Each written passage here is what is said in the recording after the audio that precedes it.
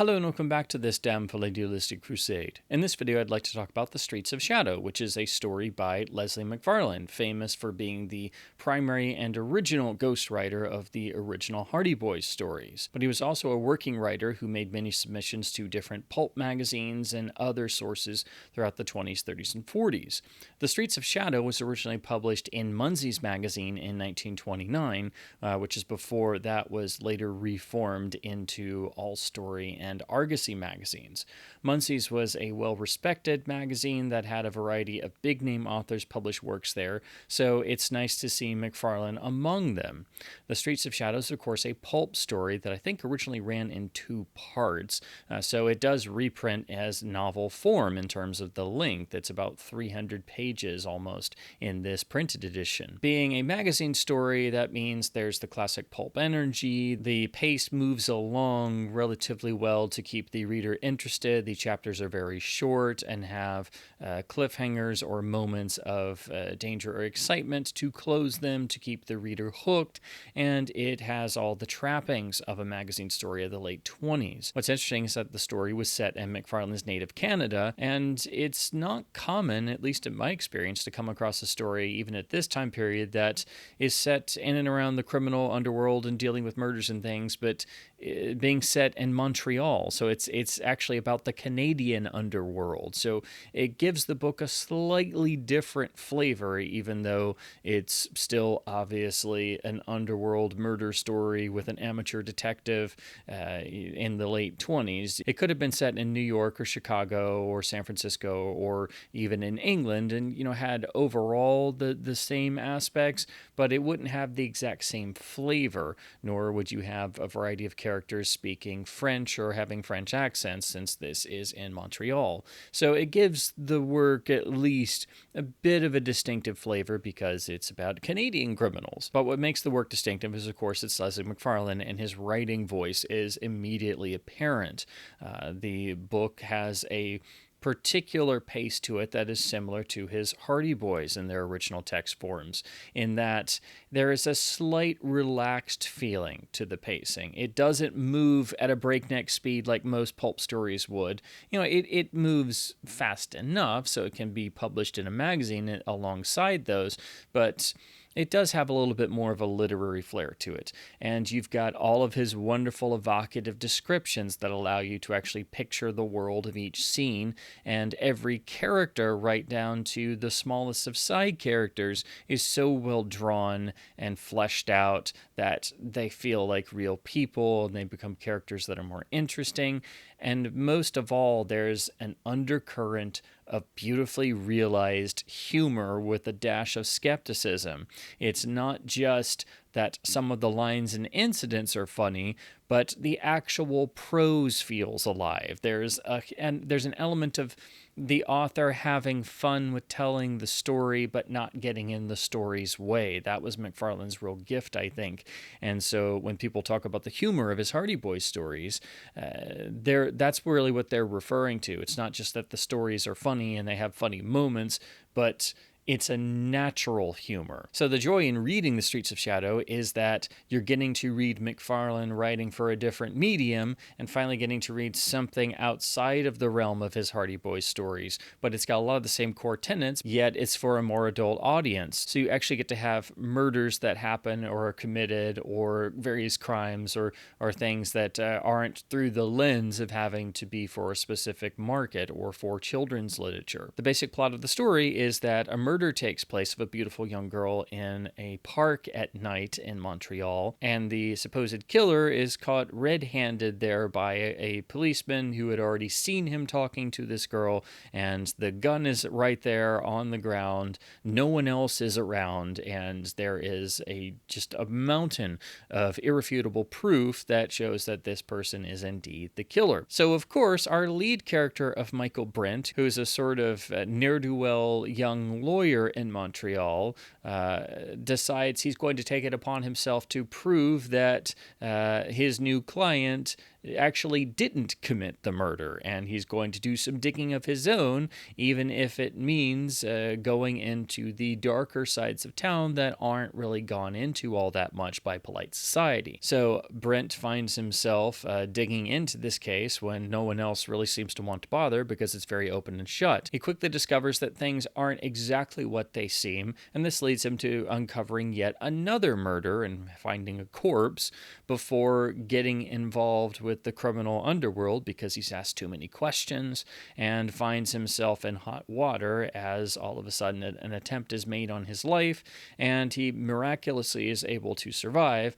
and then decides to shave off his beard and live among the criminal element in the Chat Noir, which is the dark side of Montreal, where all of the criminals and ne'er-do-wells and the poorer inhabitants all sort of reside. And then he's just going to dig around for more information while under an assumed identity, with everyone else presuming him dead. Things get complicated because the police start sniffing around and even start trying to run down Brent as a suspect in his own murder, which is a wonderfully humorous conceit, of course. Now, that's a particular plot that doesn't seem too terribly original, as we've seen elements of that done to death on and off over the decades. But you do have to keep in mind, this was being published in a magazine in 1929, and it was at least a bit more original then. The enjoyment factor in Streets of Shadow is in the process of reading, because McFarlane's prose is so detailed yet approachable, but always with a sense of humor, a twinkle in the eye, but still having the necessary narrative drive to make the story compelling. He's exceptionally good at making all the characters seem lively and realistic, and sometimes inadvertently humorous. So the fun factor of the work always continues through, even when you can clearly tell where it's eventually going. And due to the shorter nature of the chapters, there's a certain rhythm that emerges. And again, you get the sense that this was obviously designed for a magazine to hook a reader and have a particular level of detail, but it's obviously not as detailed as it would be had it been an original novel of its own. So there are some concessions to the form, but if you've ever read any pulp magazine story, you'll very quickly understand the parameters. You can very clearly tell that this is McFarlane writing, though, if you know his Hardy Boys works or any of his other stories, because that writer's voice is certainly there. This is a very funny work in places. It's very engaging because sometimes the text is actually directly making the reader feel involved with the story material, because the text is lively and a little bit facetious and just a little bit of let's have some fun with this. That's the quality you get, even in the descriptions of some of the side characters, who are total characters in and of themselves because they're so well drawn. So this story has a really striking opening that seems to indicate it's going to be more of an out and out crime mystery story, but it becomes more of a amateur detective story with elements of the criminal underworld and this constant sense of humor, but also there is a love interest who's introduced, and so there's a dash of romance, a dash of a love triangle, and you get a whole variety of really colorful characters, from the sort of leader of the criminal underworld in the city, who's not just a big giant of a man, but he likes to walk around with his giant vicious dogs straining at the leash, attacking people because he keeps them starved on purpose to do that, and he laughs maniacally when they just attack somebody in the street. Which is just an incredible visual. Then you have the love interest of the young girl Nora, who's come to town to live with her stepfather Midge, who she hasn't seen in years and thinks will be someone she can safely live with now that her mother has unfortunately died. But Midge is, of course, a scheming con man who's just another operative in the criminal underworld, determined to try and make ends meet by any nefarious means possible.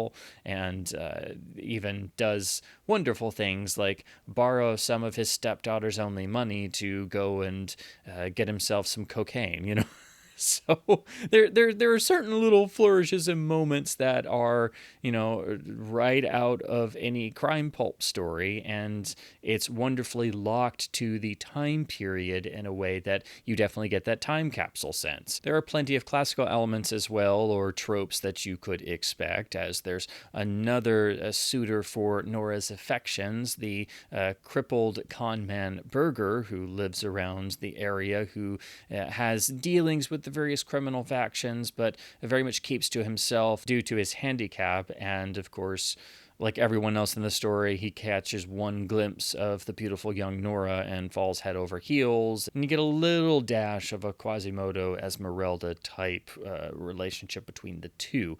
So, there are certain tropes that are here. It very much becomes apparent what kind of story you're reading, but the joy of it is in the experience because the writing is so good and so consistently engaging. If I had any complaints, it would be just more stuff due to the actual nature of the constraints of it being for magazine publication, and I think everything is built up quite nicely. It's just that the ending is, I wouldn't say that it's rushed, but it does have a lot of things happen rather quickly. We do get everything tied up in terms of getting the actual solution to the original murder and who the murderer is, and then also who killed the second victim and how the victims were truly connected and how they were connected with the actual killer. So everything makes sense, and it also gives the necessary reason for the Brent character to have gone to all of this trouble of escaping his own death and then allowing it to sort of play out as he's undercover. But after the climax, you've got a couple little threads left, and while they are tied up, it's very, very quick. It's really on the last page and a half. So that is something that you do come across in pulp magazine stories. So it works. It's just I wish it was a little bit longer so it didn't have the last couple story beats and everything all on the last page and a half. But, even in spite of that, it still works, and it makes sense with the constraints of the form. I've always wanted to read more of McFarlane's writing outside of the Hardy Boys, and after reading his memoir, Ghost of the Hardy Boys, I really wanted to seek some of this out. Streets of Shadow is the work that you can actually get in a printed form today, which I have here. It's the edition from Fiction House Press, so it's the most available of his stories that are longer form, or his other books and things. So the other stuff you will have to really try and track down either in collections or volumes of reprints that were done years ago. There's a couple of his other stories, and I think some of his hockey stories that have been reprinted, but those volumes I don't think they're in print anymore, and they're kind of obscure. So it does take a bit of work trying to find some of his other stories and materials, but I really want to do that as I really enjoyed Streets of Shadow. Now, I did find that there is actually a scan available for free online of the original Munsey's magazine appearance. So since the story is public domain, you can actually read it for free online, and it's a direct copy of the original magazine issue. So I'll have a link to that in the description below if you're curious to check it out and you don't necessarily want a physical version. This is the current paperback print edition from Fiction House Press. So this is an oversized trade paperback, which is quite hefty because it's basically 300 pages in this edition, and the overall construction feels really solid. There's also a nice glossy laminated finish on the cover, so I have to say it is impressive enough for a reprint of public domain material of this kind. It's one of the better ones I've ever come across, actually. The spine is black and pretty straightforward with the Fiction House Press logo on the back. The rear is just a basic description, black and white. It's very straightforward, but I'm perfectly fine with that because it gives you enough description of the book. It's nicely laid out, and since this was a story originally published in a magazine, it's not like they had any materials to use for the cover artwork. It's very to the point, no frills, and it works. I did notice there is one typo, which was a little bit amusing, where attorney is missing its E, but that I don't mind, because this is obviously an edition that doesn't have a whole lot of resources behind it, and otherwise they've done such a fantastic job putting this together that when I see a typo on the back blurb, it kind of makes me smile a little bit, because it's a sign that, you know, somebody had to actually sit down and make this, and so just one tiny thing slipped through on the back blurb. So we get a custom title page, and then it has a credit for the original appearance in Munsey's magazine, and credits this edition as first being published in 2018, and then it jumps into the original story. Now, as you can see, the font, the text, the layout, everything is really nicely done, very easily readable, and it even retains the little tiny illustrations around the first letter of the chapter. What I didn't expect was that it was going to retain all of the internal illustrations, which is really nice, because while these are very straightforward illustrations of various moments of the story, they are well drawn, and the reproduction quality is really good. So they're all seemingly at the original size. They all look really good, and some, like this, actually go across both pages as they did originally. So they are scattered throughout the book. There's not a ton of them, but there's enough for it to be a really nice aspect of the reading experience. And of course, you get some depiction of action beats. The only trouble is that some of the images are nowhere near the section of the story they're depicting.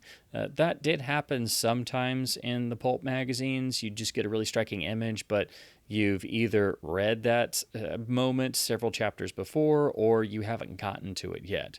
I'm not for sure if this is something that's just inherent to the original story, if they were just placed in these different areas, but that's just something to note, is that some of the images do unfortunately not match up with where they occur in the story. And so that is the book. It is 299 pages in this edition.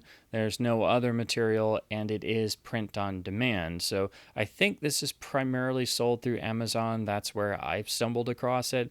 It does have a list price of around $25 or so, which could be considered a bit high for it being an old magazine story, but I will say that the print quality is really lovely. It does retain all the internal illustrations. The overall book quality itself and the construction is wonderful.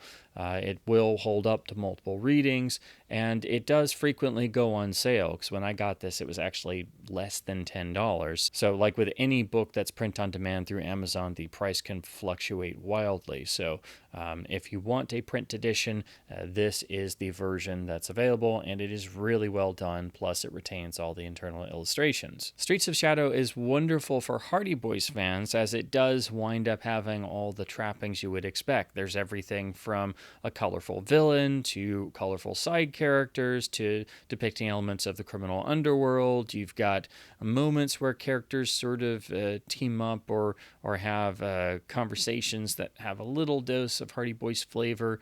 There's an amateur detective hero, and the climax does involve a chase through an underground tunnel and also dealing with the police. So there's enough, along with McFarlane's writing voice, for a Hardy Boys fan to feel like they're in a similar territory or a similar world. So I would say this is essential for Hardy Boys fans, or anyone looking to read more of McFarlane's work outside of the Hardy Boys. But it's just a really enjoyable story that can be read as a pulp magazine story. And again, it is public domain, so anyone can read it. And I think anybody will get some enjoyment out of reading it, even if they just look at the PDF scan of the original magazine. I really enjoyed finally being able to read one of McFarlane's other stories outside of the Hardy Boys, and I think you can definitely recognize his writer's voice in here, even though it's a pulp story. It's very clearly there, and that's the most enjoyable aspect of this book. That's what makes the story really tick. That's what gives it its life and elevates it over certain elements that would just be seen as standard story tropes or cliches. It makes the story play, it makes the story work, it makes the characters feel lively, and it makes it a fun, engaging reading experience. So those are my thoughts on reading Streets of Shadow from 1929 by Leslie McFarlane, which is available online as it's in the public domain, but also in this lovely paperback reprint from Fiction House Press. If you've read this or any of McFarlane's other work, or you're just simply simply curious about it as a Hardy Boys fan, I'd love to hear your thoughts in the comments below. It definitely has his stamp all over it. So as always, please do keep supporting both independent bookstores and the wonderful reprint publishers who are helping to keep our pulpular history alive in terms of the stories from the classic pulp magazines. So definitely keep reading print books, and thank you ever so much for watching.